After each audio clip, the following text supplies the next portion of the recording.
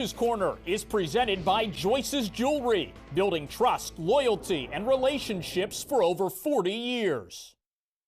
Welcome back inside the WVU Coaches Show. The head coach of the 17th ranked WVU baseball team, Steve Sabins, sitting here with us. Steve, your team last week pushed its winning streak to 14 games in a row with that sweep of Cincinnati.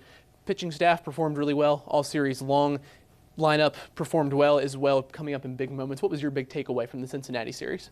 Just really excited about what the pitching staff has done. We had a young pitching staff, inexperienced, lost a lot of our innings from last year. So to see them consistently get better and evolve over the course of the season has been really fun. We came up with some big hits and some big stolen bases and big moments.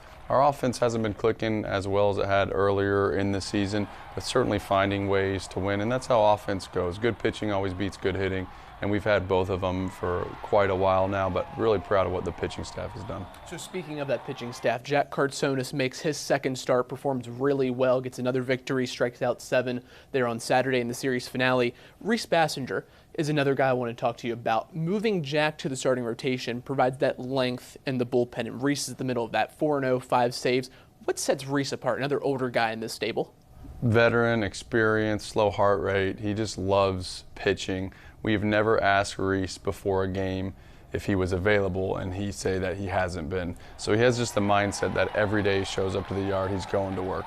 And so that's what we love about him the most. He's always available. We have to protect him. He's not willing to protect himself, and that's a great place to be in a coach's chair. For example, yesterday playing Penn State, we didn't pitch Reese Bassinger because he had thrown over 70 pitches, and the week before he had 3 appearances. So we have absolutely been giving the ball to Reese Bassinger as much as possible, but we have to be careful and make sure that we take care of him so we're good down the road.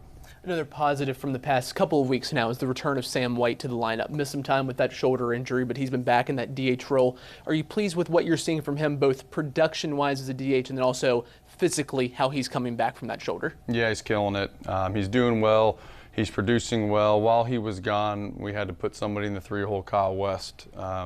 Kind of started hitting in the 3-hole, and Kyle has over a 500 on-base percentage and has really done a great job for us. And obviously Reinhardt's been one of the biggest producers on our team this year in the 4-hole. So we found a good spot. We've been hitting Sam in that 5-hole. Right now he's capable of hitting anywhere in the lineup. Even in the fall he was anywhere from leadoff to 4-hole. And so to feel like you have somebody with that kind of presence and understanding and competitiveness in your 5-hole makes you feel really good. Moving Kyle up to the 3, was that a big change for him, or does he seem like a natural 3-hole hitter to you? Seems like a natural 3-hole hitter.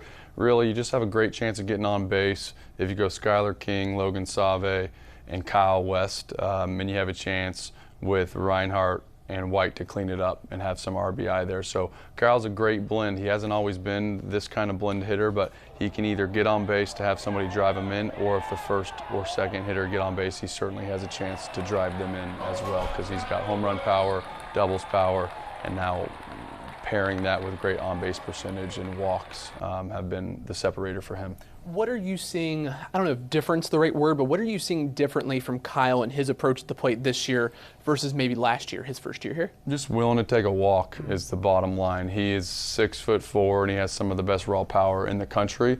And so if that's the case, a lot of times people will pitch around you. So what he has to do is be patient and be willing to take the walk. If someone challenges him, he needs to be ready to swing. But last year he was a swinger, and this year he's an offensive player that can really hit.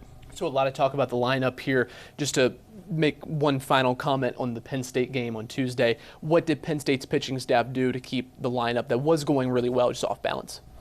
They did a great job. Their starter probably had one of his best outings of his career. They mixed well. We hit some balls hard right at people, but we got outside of our approach a little bit. I think we offered at some fastballs above the letters. We chased some breaking balls down. The reason Kyle West has been so good was the same reason, the opposite, why we struggled at Penn State a little bit. So I think we got outside of ourselves. We didn't handle the ball great. I think maybe we only had 1 error, but we really probably could have had 3 or 4 errors on that game. So we've built this thing on handling the ball, running the bases great, playing clean catch, throwing strikes, and we only did probably 2 or 4 of those things. Looking ahead to this weekend and then also a little bit in the future, 4 weekend series remain for you, starting with this weekend at UCF down in Orlando. 34-5 on the year. A lot of things have gone right for you. What are you still looking to see maybe out of this team over the final 4 weeks? I think the approach on the offensive side to get back where 1 through 9 is just a very difficult out. No free outs. Make them earn 27 outs would be a key takeaway for me. The pitching staff has continued to evolve. The young guys are starting to really look like more sophomores. They started as freshmen in experience. You have guys like Ben Hudson, Hagan, Stifler that we have a lot of confidence in right now in big moments. Stifler's been great 2 weeks ago against Marshall. Yesterday against Penn State, he was probably our best arm out of the bullpen. So being able to see those guys evolve into great pitchers. Ben McDougal continues to get better, but we've it's slowly whittled down into probably 12 or 14 arms that we think will be in the biggest moments for the next 4 weeks. All right, so let's look at this weekend series specifically, and let's get our keys to the series brought to you by Astorg Auto of Charleston. Steve, UCF, a team that kind of a roller coaster of a season, started off really hot, and it seems like they're heating up again, especially after that series victory last weekend over TCU. They've got a sophomore pitcher on Saturday who's the reigning Big 12 pitcher of the week, and a lineup that really gets on base just about as well as you all do. What's the key to going down there and getting a series win? Just playing our brand of baseball. They're super talented. They've led the conference in or dang near close in offense and pitching. I think they've lost every game that they've lost in conference has been within 2 or 3 runs. Just ultra competitive team. They're capable of beating anybody in the country. So for us, it's just about playing our brand of baseball. Clean baseball, throw strikes, play catch, and then 1 through 9, we need to have those great approaches from the offense. Yep. 19 wins on the road already this season. The next one will be a program record for a single season. So just one more record that you guys could break this year. That'd be great. Yep. All right. Steve, appreciate the time. Yep, thank you. There he is, Steve Sabins, head coach of the Mountaineers. Make sure to stay with us here on the WVU Coaches Show. The Coach's Corner is presented by Joyce's Jewelry, building trust, loyalty, and relationships for over 40 years.